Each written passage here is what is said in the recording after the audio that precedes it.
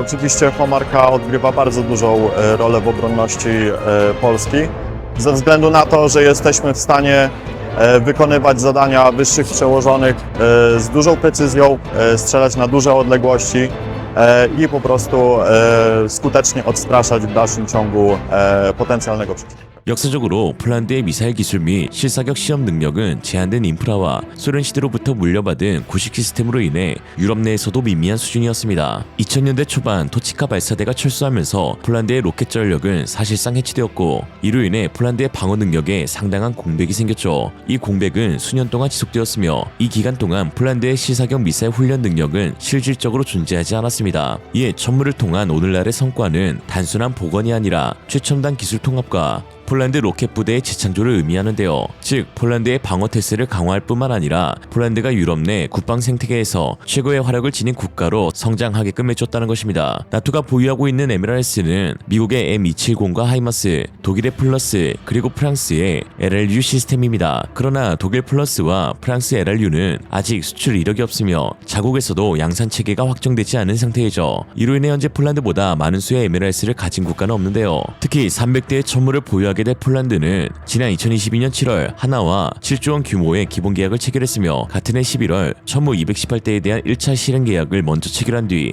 2014년 4월 2차 실행 계약에서 천무 72대 발사대와 CZR-80 그리고 게임 체인저 미사일인 사거리 290km의 CTM-290에 대한 2차 실행 계약을 맺었습니다. 최근 러전을 통해 유럽에서는 장거리 포병 체계의 중요성이 점점 더 커지고 있는데요. 포병은 수세기 동안 전장의 신으로 불려왔으며 현대전에서도 여전히 굉장히 중요한데 월스트리트 저널에 따르면 러우 전쟁은 한국전과 베트남전보다 더 많은 100만 명 이상의 사상자를 내었는데 이들 사상자의 약 80%가 포탄에 의한 것이다 라고 했습니다. 우크라이나는 남부와 동부에서 러시아와 1000km에 이르는 전선을 형성하고 있습니다. 이렇게 긴 육상 전선에서 적의 진격을 막고 전쟁의 우세를 가져오기 위해선 포병의 역할과 성능이 매우 중요하죠.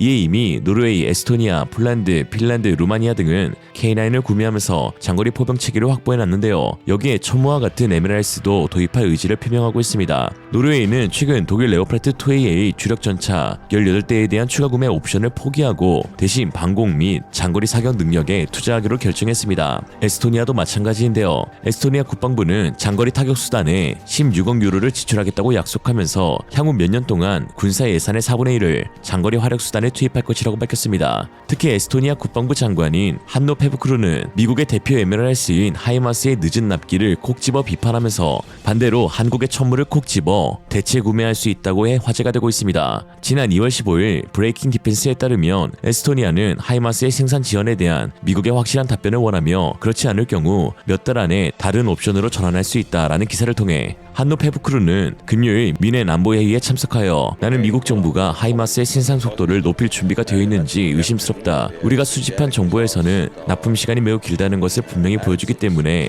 우리에게 더 빠른 생산 라인을 제공할 준비가 되어 있는지 묻고 싶다라고 말했습니다. 그러면서 매체는 터키 로켓산의 칸과 이스라엘 및 독일의 플러스가 개발 중인 것으로 알려졌지만 브레이킹 디펜스와의 토론에서 페브크루는 한국 하나에어로스페이스가 제작한 K-239 천무만 언급했다라고 전했습니다. 이처럼 유럽에서 늦어질 경우 한국산 무기 도입으로 전환이라는 말이 나올 정도로 미국의 하이마스와 한국의 천무는 납기에 있어 비교할 수 없을 정도로 상당한 차이를 보이고 있는데요. 대만 매체 타이완 뉴스에 따르면 카토 연구소의 에릭 고메즈 선임 연구원 분석 결과 대만은 하이마스를 받기 위해 평균 4.5년을 기다려야 하는데 중동은 3년, 유럽은 3.6년, 인도 태평양은 4년을 기다려야 한다라고 말했으며 반면 하나에어로스페이스는 지난 2022년 12월 2일 1차 본계약 이후 2025년 1월 25일 18대의 발사대가 현지에 도착하면서 현재까지 90대가 예정된 시기보다 빨리 조기 납품되었습니다. 단 2년 2개월 10일 만에 90대, 일수로 따지면 802일, 약 8일당 한 대씩 천무를 받은 것입니다. 또 중요한 것은 여기에 각 물량이 선박으로 배송되는 기간 30일도 포함되어 있다는 것이죠.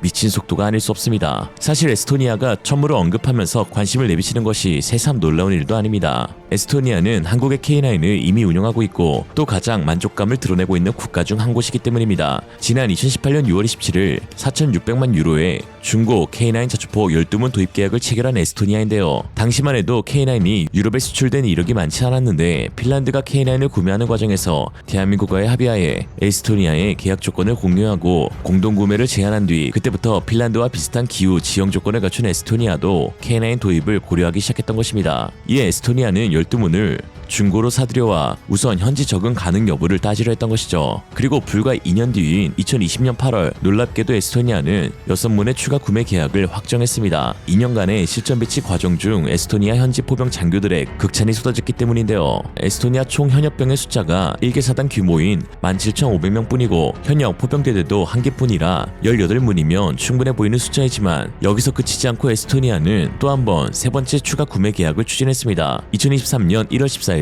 카로몬사르 에스토니아 국방부 국방투자센터 총괄은 현재 보유 중인 18문 이외에 추가 18문을 구매할 것이라고 밝혔고 그 계약이 체결된 것이죠. 더 충격적인 것은 여기서 끝이 아니었다는 것인데요. 정말 애지간히 마음에 들었나 봅니다. 지난 1월 28일 한국에 방문한 에스토니아 페브크루 장관은 에스토니아군이 운영 중인 155mm 견인포 24문을 모두 K9으로 교체하고 보유 중인 견인포를 우크라이나에 전량 공유하겠다고 밝혔습니다. 그러면서 내가 한국에 온 것은 K9 자주포 추가 도입 외에 다른 포 무기체계 즉 천무에 관심이 있어서다 라고 했죠. 폴란드가 그랬던 것처럼 에스토니아도 하이마스 대신 천무를 고려하고 있다는 것인데요. 왜냐? 유럽 지도를 보면 알 수 있듯 에스토니아는 폴란드와 마찬가지로 동유럽 최전선 국가로 분류되어 빠른 군비 증강이 필수적이기 때문입니다. 에스토니아는 러시아 본토와 그리고 폴란드는 러시아 역의 영토인 칼리닝그라드 또 사실상 제2 멀티기지인 벨로루시아 맞붙어 있죠. 나토에서도 이들 최전선 동유럽 국가들을 따로 분류해 EFP 부대를 주둔시키고 있는데요. EFP란 전방 주둔 강화라는 뜻으로 동부 유럽에 있는 나토 동맹국에 전진 배치된 군대입니다.